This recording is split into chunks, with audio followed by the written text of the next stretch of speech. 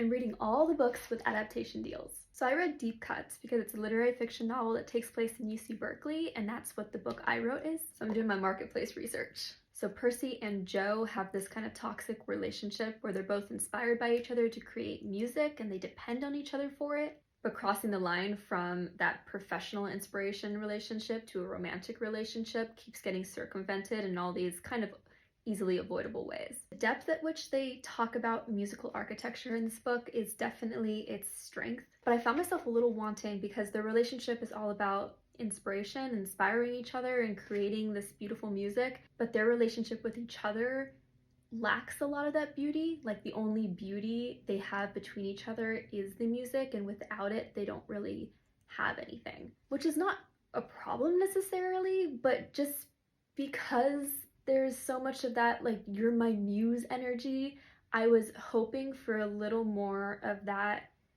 line of beauty in their relations between each other. And so sometimes I found myself wanting for that, even though I know that's kind of the point of the book. It's a little dry, it's a little Sally Rooney-esque. But another thing that kind of lost me a little bit was in the beginning, it's all about the two of them, and then for the bulk of the rest of the book, they're not together, they're not interacting with each other. It's more just Percy's life, herself. Kind of set up an odd expectation in the beginning of the book where you thought it was going to be like this deep interiority and psychology between the two characters, when really it just starts off that way and then goes just into Percy. So overall, I enjoyed it.